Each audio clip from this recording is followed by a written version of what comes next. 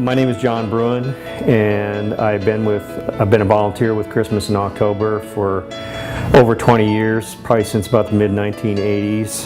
A few months ago, Christmas in October was contacted by the National Office of Rebuilding Together, of which Christmas in October in Kansas City is an affiliate. And Tom Redmond asked if I would be interested in helping to coordinate an effort that they were trying to put together to get volunteers down to Lake Charles to provide some assistance to some residents who are still living in FEMA trailers there as a result of Hurricane Rita.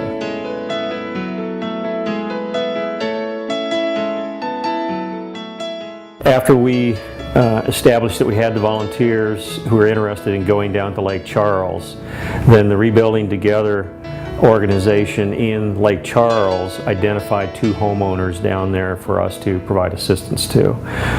One of those homeowners was Miss Dijon, and she is a single mother living in a FEMA trailer since the storm, and her house is completely gutted, or was completely gutted when we arrived there. Some previous work had been done that needed to be taken out. And what we needed to do at that house was do a lot of electrical work inside, a lot of sheetrocking, a lot of floors need to be replaced and fixed, and exterior siding, things like that. But we came into it with a lot of extra energy, and we had a lot of incredible talent. The other house that we worked on was Mr. Kellerman's house. Mr. Kellerman he's a World War II vet, and he attempted to ride out the storm because he has some dogs there that he didn't want to leave. And the three things that he needed attention to was he had an outbuilding that needed to be removed, and we focused on that because we knew we had to take on the major labor efforts initially, so we got that out of the way. And then we focused in on ceiling damage. There was a lot of water damage to various ceilings, and we got focused in on that.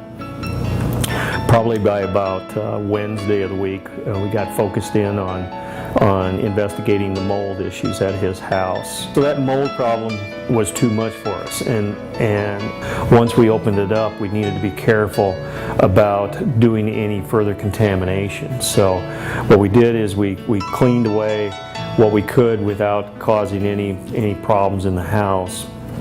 We contacted the local Rebuilding Together affiliate, and they made arrangements for a mold remediation company to come in to take care of that mold problem.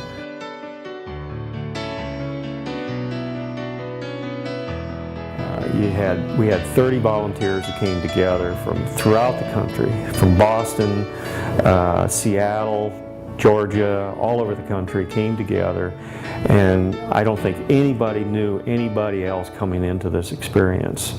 And it was a wide diversity of people, both ages. There was men, there was women, there were people in their 60s, there were people in their 20s, there were people, of different ethnic backgrounds. There was a person from Korea, India, and all that.